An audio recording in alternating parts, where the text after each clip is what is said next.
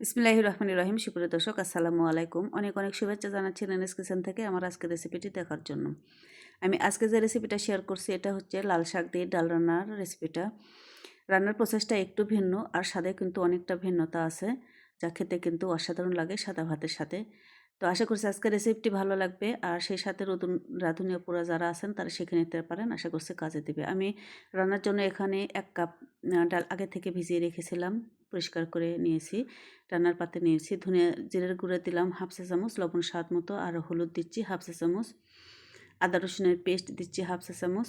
আর এখানে আমি পেঁয়াজ আর মরিচ কেটে নিয়েছি, 2টো পেঁয়াজ নিয়েছি বড় সাইজের, আর মরিচটা আমি স্বাদ মতো দিয়ে নিচ্ছি। আমি 1 আটি পরিমাণ শাক রান্না করব, সেই পরিমাণ ঝাল নিয়েছি। সামান্য একটু সয়াবিন তেল আর পর্যাপ্ত পরিমাণ পানি দিয়ে নিলাম।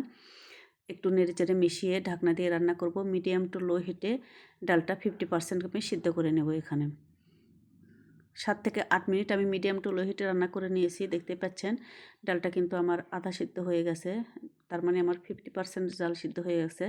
এর মধ্যে আমি দিয়ে দিচ্ছি আগে থেকে কেটে ধুয়ে রাখা লাল শাক। আমি 1 আটি পরিমাণ লাল শাক নিয়েছি। আমি আবার 1 কাপ পানি দিলাম, যেহেতু রান্নাটা একটু গ্রেভি হবে। তো এই পানি দিয়ে আমি ঢাকনা দিয়ে আবারও আমি শাকটা ভালো করে সিদ্ধ করে নিচ্ছি ডালের সাথে। আবার 5 থেকে 6 মিনিট আমি রান্না করে নিয়েছি। ঢাকনা খুলে এবার মিশিয়ে দিচ্ছি। ডাল আর শাকটা ভালো করে একটু মিশিয়ে নিচ্ছি। মোট কথা ডাল আর টা ভালো করে সিদ্ধ হবে, সেই সাথে শাকটাও ভালো করে সিদ্ধ করে নিতে হবে। তো আমি আবারও ঢাকনা দিয়ে রান্না করে নিলাম।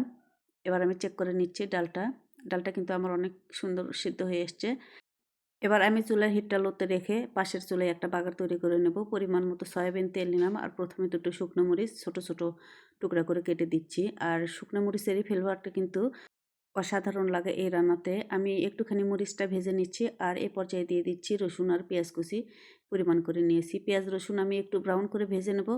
আর এর মধ্যে দিয়ে দিচ্ছি 1 টেবিল চামচ পাঁচফোড়ন। আর পাঁচফোড়নটা অবশ্যই দেওয়ার চেষ্টা করবেন এই বাগারে, এতেও কিন্তু অনেক একটা স্বাদের চেঞ্জ হয়। আমি বাগারটা একটু ব্রাউন করে ভেজে নিচ্ছি সোনালি করে, দেখতে পাচ্ছেন। আর সরাসরি আমি রান্নার পাত্রের মধ্যে ঢেলে দিচ্ছি, শাক রান্নার পাত্রে। তো এই সময় যে একটা স্মেল বের হয়, অসাধারণ একটা স্মেল বের হয়। আর এইরকম একটা বাগার দিয়ে রান্নাটা কমপ্লিট করলে কিন্তু অসাধারণ একটা চেঞ্জ হয়, যা খেতে অসাধারণ লাগে সাদা ভাতের সাথে। তো দর্শক, এবার আমি বাগারটা রান্নার সাথে ভালো করে মিশিয়ে নিচ্ছি, আর মিশিয়ে নিয়ে দমে রেখে দেবো 5 মিনিট। 5 মিনিট পর আমার রান্নাটা কমপ্লিট। পরিবেশনের জন্য আমি লবণটা চেক করেছি, পারফেক্ট আছে। তো তুলে নিচ্ছি পরিবেশনের জন্য গরম গরম। তো দর্শক, তৈরি হয়ে গেল অনেক মজাদার এই রেসিপিটা, ডাল দিয়ে লাল শাক রান্নার রেসিপিটা। আর সেম রেসিপি ফলো করে কিন্তু আরও কয়েক ধরনের শাক রান্না করা যায়, যা সাদা ভাতের সাথে খেতে অসাধারণ লাগে। তো আশা করছি আজকের ভিডিওটি ভালো লাগবে আপনাদের। ভালো লাগলে একটা লাইক দিন, আর সেই সাথে নতুন রাঁধুনি যারা আছেন তারা শিখে নিতে পারেন। আশা করছি তাদেরও কাজে দেবে। এতক্ষণ আমার রেসিপিটা দেখার জন্য সবাইকে অনেক অনেক ধন্যবাদ জানাচ্ছি, আর আগামী রেসিপি দেখার আমন্ত্রণ জানাচ্ছি। এরকম সহজ সহজ রেসিপি পেতে প্লিজ আমার চ্যানেলটি সাবস্ক্রাইব করে নিয়মিত চ্যানেলের সাথেই থাকার অনুরোধ জানাচ্ছি। আর সেই সাথে ফেসবুক পেজ থেকে যারা দেখছেন তারাও প্লিজ পেজটি ফলো দিয়ে নেবেন এরকম সহজ সহজ রেসিপি পাওয়ার জন্য। আমি আজকে বিদায় নিচ্ছি। কথা হবে অন্য একটা রেসিপিতে। সেই পর্যন্ত সবাই অনেক অনেক ভালো থাকুন। আল্লাহ হাফেজ।